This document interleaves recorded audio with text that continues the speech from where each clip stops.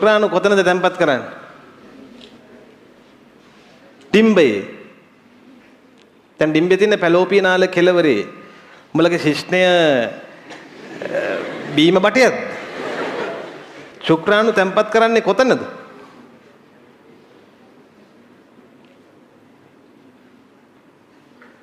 බොඩිමේ?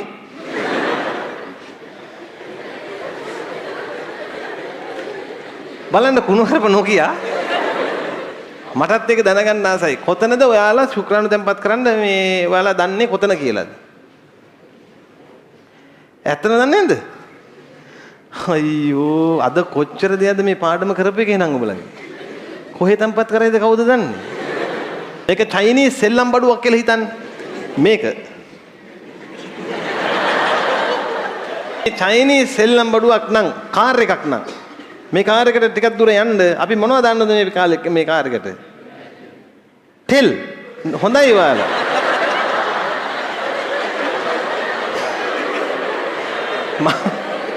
මැරෙන්න හිතනවද? සෙල්ලම් බඩු වල තෙල් ගහලා අපේ වාහන වලට බැටරි කෑලිද ගහන්නේ? ඊට පස්සේ එතන ඉඳන් යන්න මේ ගෑණිට අවුවේ ඉන්න වෙනවා. මට ට්‍රැක් පන්නන්න නැතුව මේ ඉන්ද්‍රේකාව මොකද්ද ගියා? ශුක්‍රාණුකට තියෙන කොටස් තුනක් හිස ගෙල මොකක්ද අනික? වලිගය. මම මේ අඳින්නේ නැත්තේ මොකද්ද? වලිගයද? හයියෙන්. මන් දන්නේ හයියෙන් කියන්නේ ළමයි.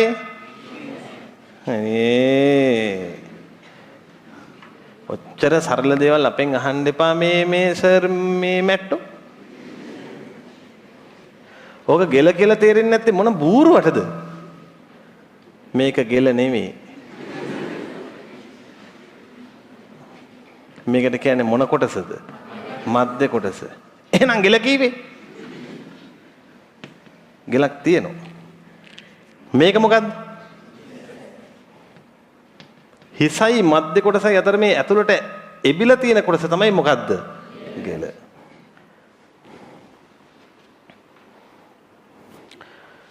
ඊට පස්සේ ඉතින්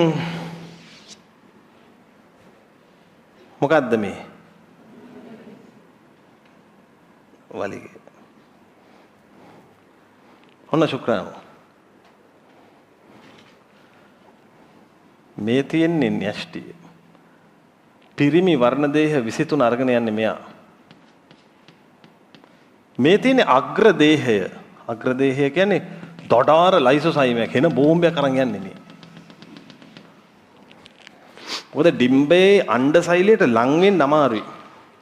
වෙන වෙන බාහිර බලවේග ගොඩයි.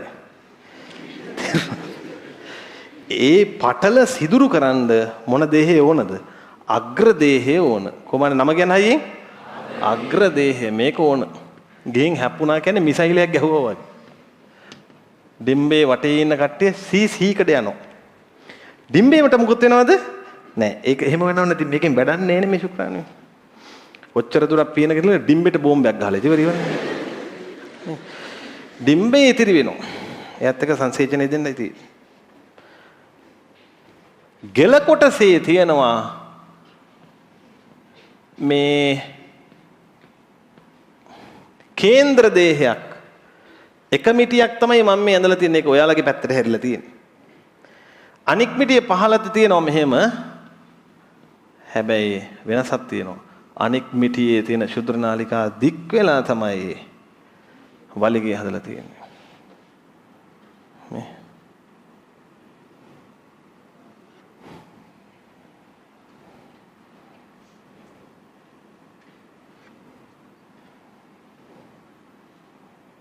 වලිගයේ තන ඇත. දැන් මේක ගොඩ දුර යන්න ඕන. ශුක්‍රාණු තැන්පත් කරන්නේ කොතනද? ස්ත්‍රියගේ කොතනද ශුක්‍රාණු තැන්පත් කරන්නේ? චොඩි මහත්තයා කොතනද ශුක්‍රාණු තැන්පත් කරන්නේ ස්ත්‍රියගේ? ඔහොම පුළුවන්.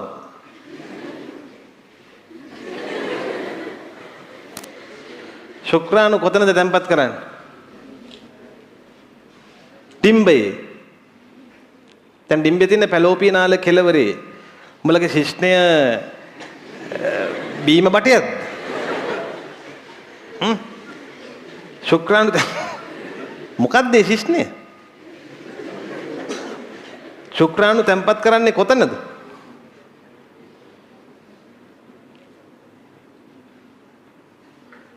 බොඩිමේ?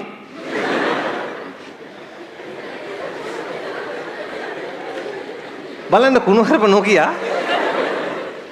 දිග නම කියහන් ශුක්‍රාණු තැම්පත් කරන්න කොතනද හිතන් ඉන්නේ? මටත් ඒක දැනගන්න ආසයි. කොතනද ඔයාලා ශුක්‍රාණු තැම්පත් කරන්න මේ ඔයාලා දන්නේ කොතන කියලාද? ඇත්තද දන්නේ නැද්ද? අයියෝ අද කොච්චර දෙයක්ද මේ පාඩම කරපේකේ නම් ඔබලගේ. කොහෙ තැම්පත් කරයිද කවුද දන්නේ? ශුක්‍රාණු තැම්පත් කරන්නේ යෝනි මාර්ගේ. කොහෙද තැම්පත් කරන්නේ? යෝනි මාර්ගේ.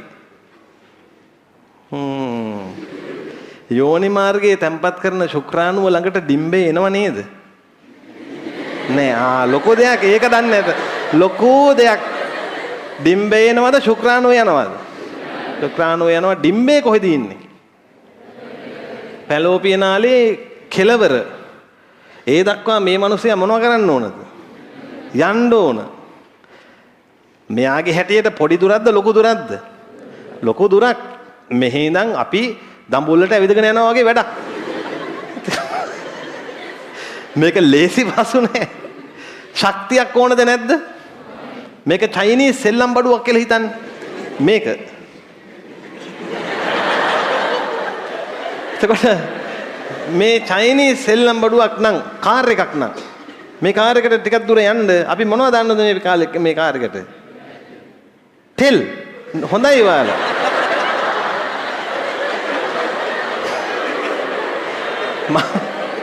මැරෙන්න හිතනවද? සෙල්ලම් බඩු වලට තෙල් ගහලා අපේ වාහන වලට බැටරි කෑලිද ගහන්නේ? මොන පිස්සු කෙලින්න එපා. හරි? සෙල්ලම් බඩුවක් නම් මේක. ඒකට මොන කෑලිද දාන්නේ ළමයි? බැටරි කෑලි දානවා වගේ. මෙයාගේ එනර්ජි එක දෙන්න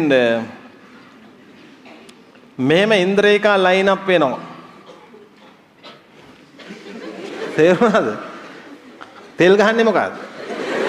එතකොට මේ ශක්තිය දෙන ඉන්ද්‍රේකාව හරිත ලවයේ කිව්වොත් කන පැලෙන්න ගහනවා. හරි? ඊට පස්සේ එතන ඉඳන් යන්න මේ ගෑනිට අවුවේ ඉන්න වෙනවා.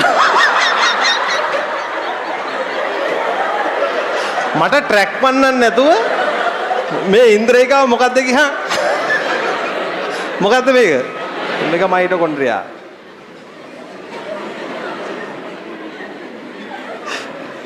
මේක මයිටොකොන්ඩ්‍රියා.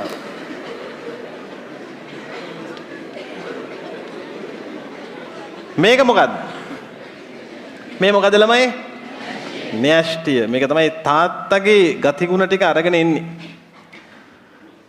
ඔන්න ශුක්‍රාණුවක ව්‍යුහය. මේක අඳින්න දෙනවා.